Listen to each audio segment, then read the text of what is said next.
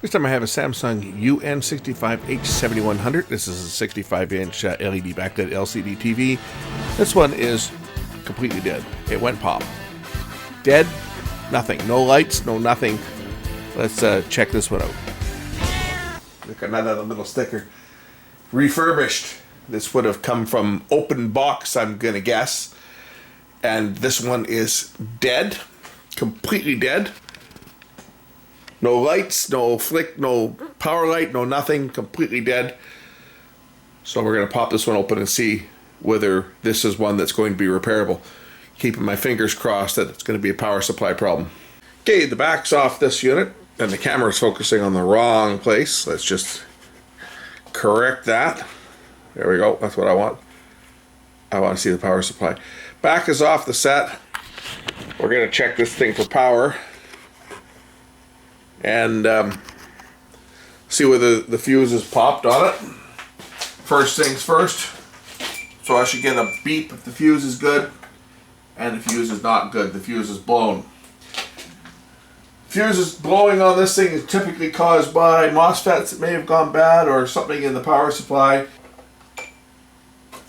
Anyway, let's pull the board. Rectifier's down here. I gotta pull the board on this one and take a look at it. Obviously the power supply itself is popped, and it's gonna need some service. So let's just unplug the power supply, get the power supply out on this unit, and then I can examine the power supply.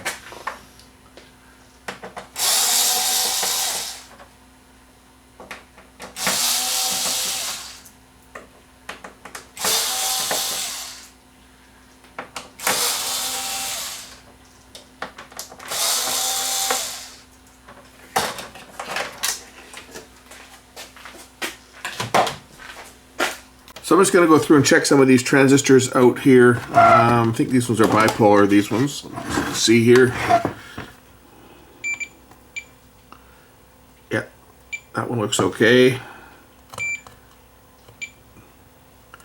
That one looks okay. How about this one here? That one's shorted. That one's shorted. There's a third one here. Oh, this is a diode. That's a diode is okay. So these two here are bad. Get my magic marker out so I can mark the ones that are bad. That one is bad, and this one here is bad. It's shorted. And let's look on the other side. These ones were good. These ones down here were good. These are two that are bad. We got some more over on this side over here. Let's just measure these buggers. These look like diodes. So that's okay. That's okay. That one there looks like it's shorted. That one there is shorted as well. So these two here are also, those two there also appear to be bad. And what other bad boys am I going to find on this that are bad? Let's check some diodes. Looks like this thing went boom good. This diode's okay. That diode's okay. Oh, that's not a diode, is it? I think that's a, maybe it is. Is that a diode or is that a ferrite bead? Let me just take a closer look at it. No, that's a ferrite bead. So that's okay. Now these are ferrite beads down here too, so they'll be okay. And what else do we have on here? I think it's probably just these transistors are pop. So this one, these ones here.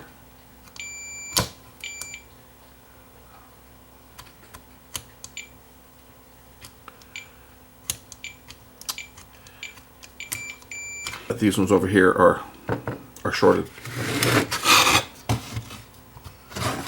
The ones I marked. Right. Shorted every which way. Zero.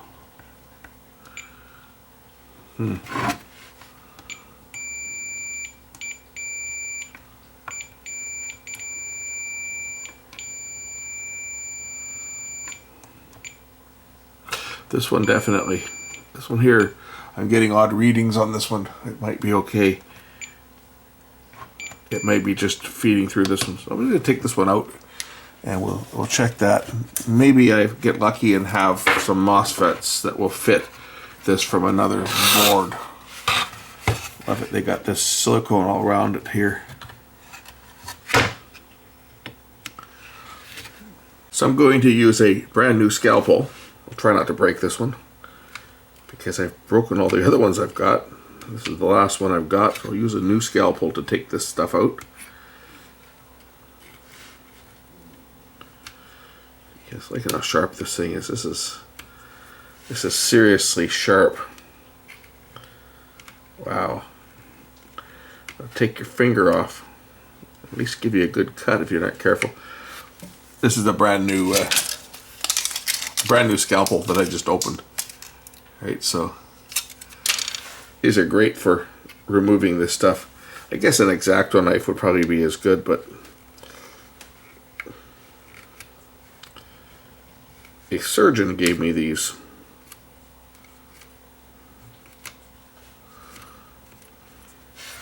Probably stole them from the local hospital that he works at. A surgeon that has a hobby in crafts, arts and crafts, and uses them for putting together photo albums and stuff, you know, trimming pictures. And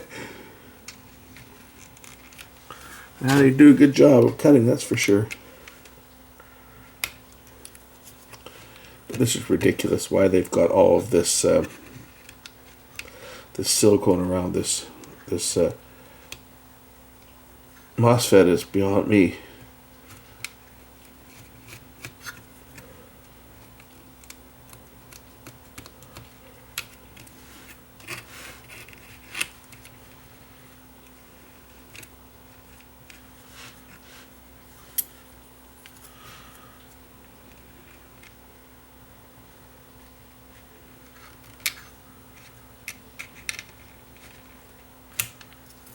Because you gotta be careful around these capacitors that I don't nick them, because if I do, this thing's sharp enough to go through the ceramic and expose the electrode in there, and then that capacitor will short. And if that shorts, it'll take out the new MOSFETs. See if I can pick this out now. Probably not, but I'll try. Just want to clear this stuff out of here so I can pull this MOSFET out.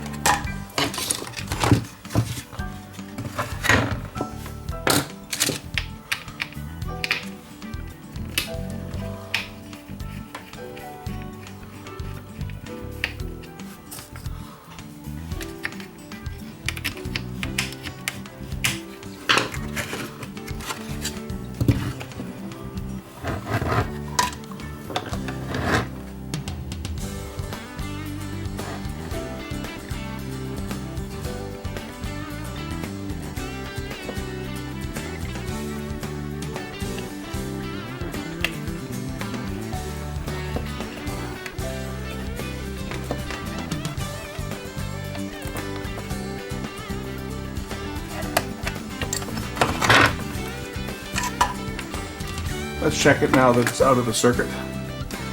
Verify that it is in fact blown, as it was reading in the circuit. And it is toast. And its partner over here is probably also toast. But maybe not. Let's just check it. That's not toast. Its partner is not toast. Interesting. Usually when one pops, the other one also fails. I'm not getting a short on this one. Interesting. Could have taken out the drive IC too. Sometimes when they fail, they take out the drive IC. It's probably best to change these in pairs. I think the other ones are probably okay. I think it's probably just this one supply that's down. And this looks like it might be the standby. This is a fairly small transformer. So this is likely the standby power supply, and then the main power supply is over here. So I'm going to pull this other one out as well. See if I can find a matched pair of these things, and we'll change those out if I can find them.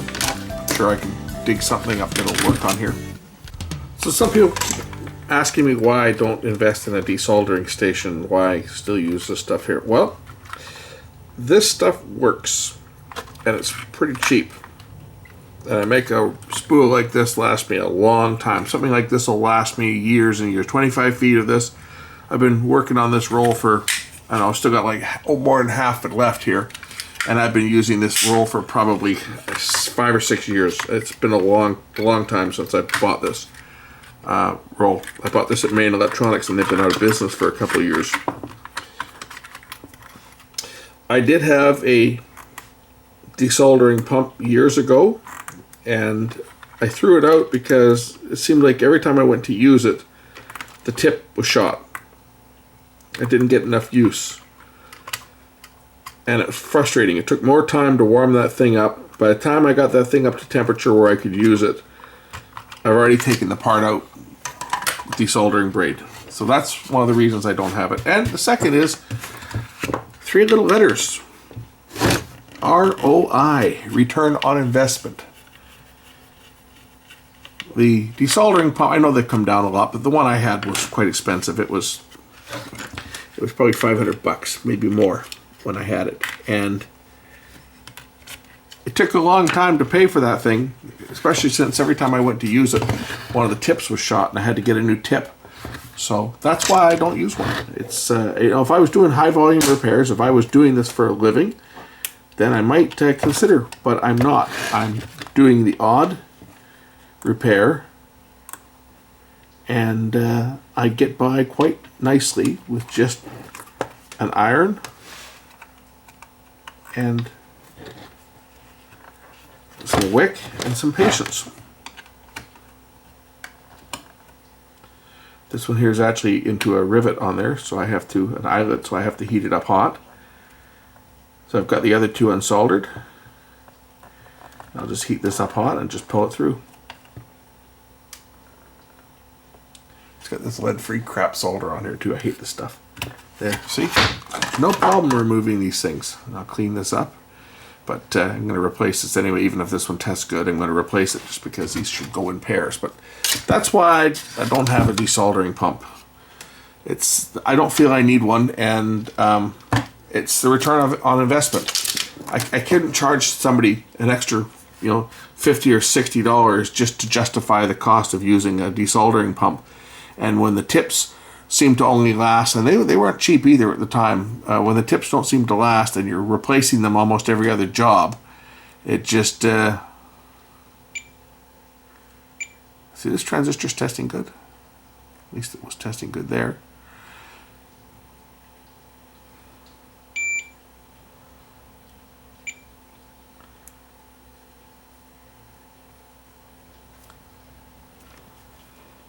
It's not shorted, but I think one junction's bad on it. Let's see here. Got one. Oh, I'm not making a good connection. There's silicone on here, that's why.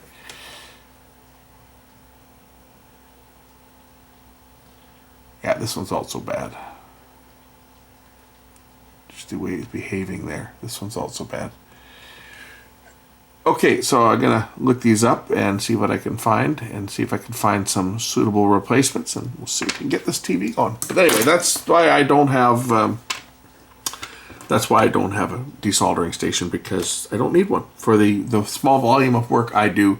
I get by just fine with this, and I get by fine cutting flat pack ICs out with a scalpel or razor blade. That's how I was taught to do it. That's how I do it. I get by just fine. But thanks for asking. I got some replacement MOSFETs.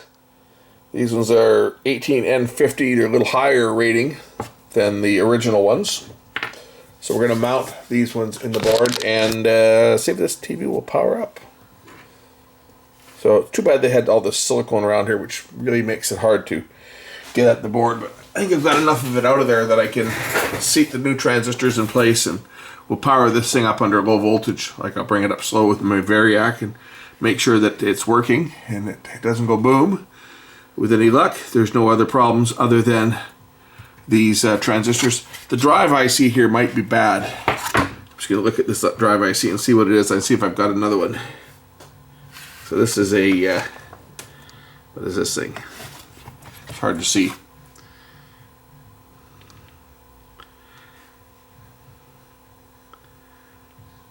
It's like a PD7011, maybe.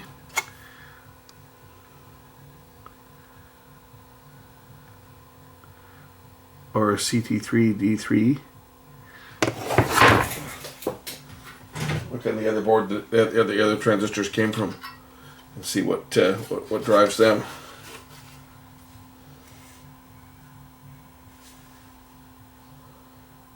It's 25600.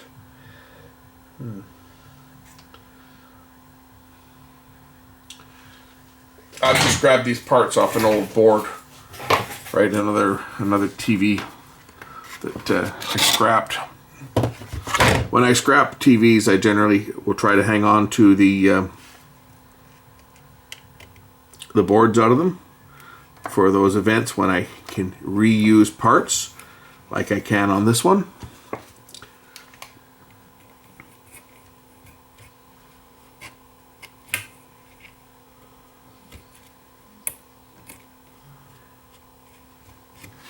Just going to get some heat sink compound on here first.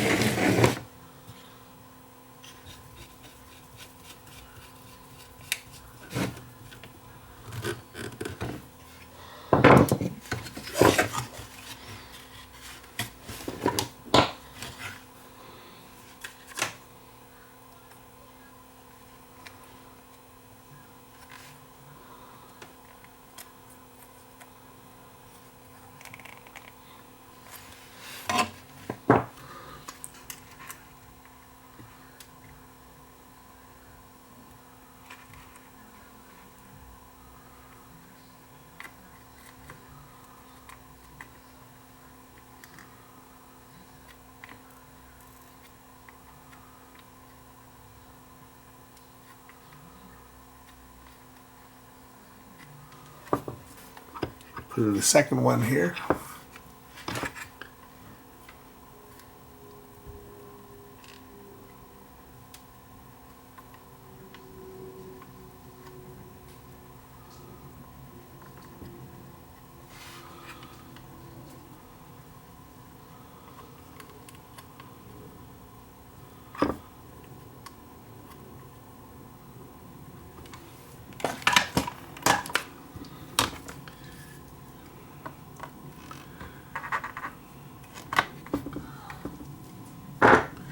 Okay, time to mount the board back into the set for testing.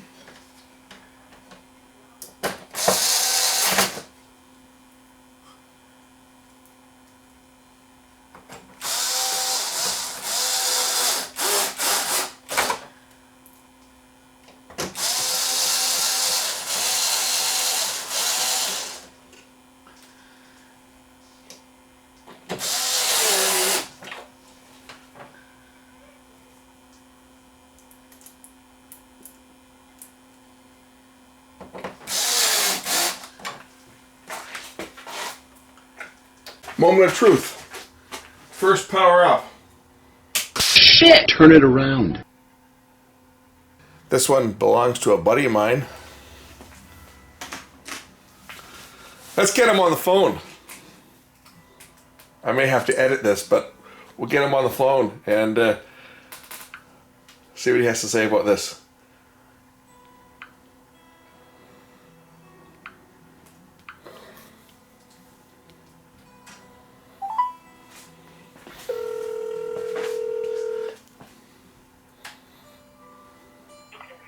Hey, Davey. Hey, buddy. I got some good news for you. Made the TV work? You want to come down and get it? It's looking great. Are you around for the rest of the day? I'll be around for I got to go out a bit this afternoon, but I'll be around for most of the day, yeah. So there you have it. It's looking great. We had two transistors fail. They were MOSFETs that failed on there. And I think maybe what I might do is I'm going to put some silicone around the pins, because I have a feeling that silicone was around there just to prevent any arcing that could have happened, like from high voltage spikes. So that was probably put there as a dielectric. So I'm going to throw some around the actual component, like the original one. Yeah, it's going to make it difficult to change them if they ever have to be done again. But I get a feeling that dielectric was there, or that silicone was there as an insulator to prevent any arcing that may occur, like if there's high humidity. Because these transistors typically switch on and off. They're just, it's a solid on or solid off with these transistors. One is latched on, and then when it goes off, the other one switches on. That's how they switch back and forth. And you've got typically about 300 volts, maybe peak to peak, or 300 volts DC. But with the peaks on there, it's going to be a lot higher than that. The transistors are rated at 600, so you know there's probably going to be around 500 volts of a spike there at that cutoff point when one transistor cuts off and the other one slams on. So I'm thinking that the dielectric, even though they got the cuts in the traces on the board to give more insulation space between the conductors, between the leads themselves, they are fairly close together. So that, I think probably the reason that they put the silicone on there at the factory was just to increase the dielectric strength and create an anti-arc situation, because an arc over could trigger a transistor that's off to coming on at the same time as its partner, and that's going to blow it immediately. But no IC blown in the case of this one, just the MOSFET transistors on the power supply. So 2 transistors, say some careful work with the scalpel to get that silicone out of there, but I'm going to redo it the way it was, just because I think that was probably there just to prevent arc over in the event. Our air is not that humid here for most of the part, but I think if you were in a high humidity situation, it could create a situation where you could get a spark, and that could, of course, damage the set. Anyway, let's get the back on this one so that I can get it off my bench, because this is taking up half the room in my shop. I just phoned my buddy that owns this thing, and he's going to come down and take this off my hands a little bit later on and give me something for it, I'm sure. But anyway, that's it. Let's get the back on this one.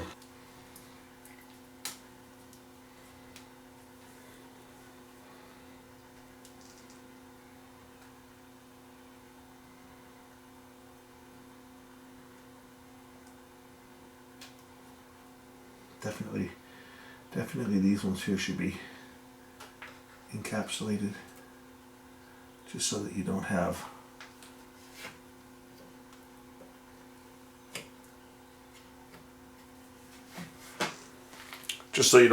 any risk of air ionizing and arcing.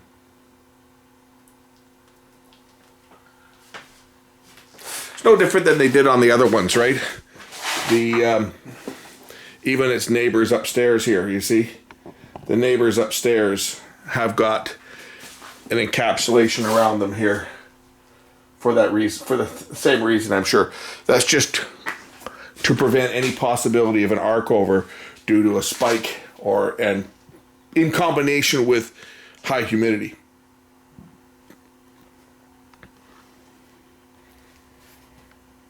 So that's it. That was this one fixed. Only problem on that was these two MOSFETs.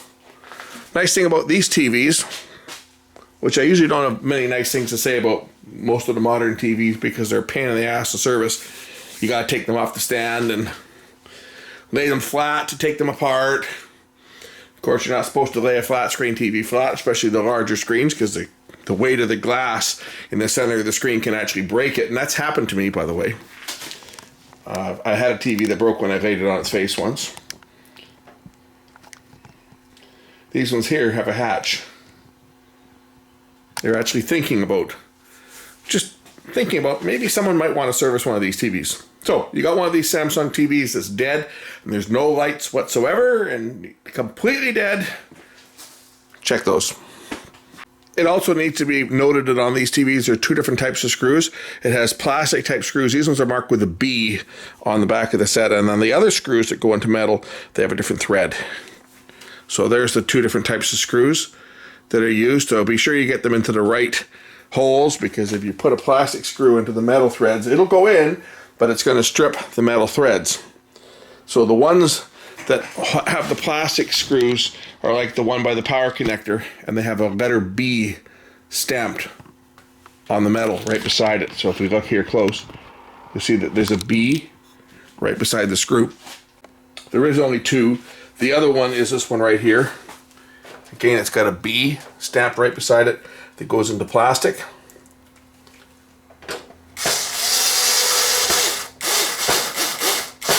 All the rest of the screws on here are metal type screws.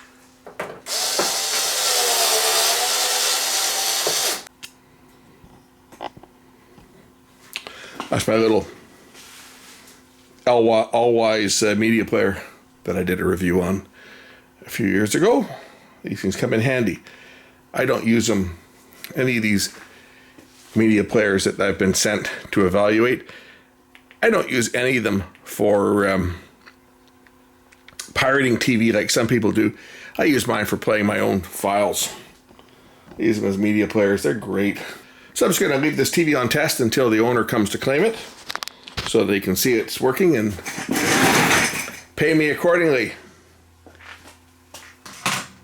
Thanks for watching, and we will catch you again real soon. You see, this is what I need. When all the fish in this aquarium finally croak, I'm going to put a nice big TV about this size up on the wall where the aquarium sits today. And then I can just watch the fish the way they were. This was done about 10 years ago when I had a nice stock of fish. I'm down to, I still got that yellow tang, I've got a couple clownfish, I've got a couple chromuses, and I've still got some coral growing in the tank. But as I say, they live a long time, and I'm just waiting. I'm counting the days until all the fish finally kick. Then I can take down the tank. This is a 90-gallon tank, and I've had it for, I guess, about, I think I put it in 2005. It started out as a smaller tank. I started out as like a 37-gallon tank. I think it was maybe 2004. Might have been 2004 when I got quite a few of these fish. All the ones that are still alive in my tank now are all original ones that I got when I set it up, and then they outgrew the smaller tank, and I put a bigger tank in for them. But these things live a long time. A long, long time.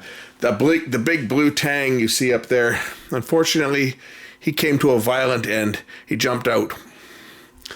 And that fish was about 6 inches long. And he found the one space. There was about a 2-inch gap in the tank. The tank has a cover on it. The glass broke from the heat of the metal halide lamps, and about a 2-inch chunk of glass broke from the heat, and fell into the tank. And wouldn't you know, the fish decided to jump one day, and he got through that.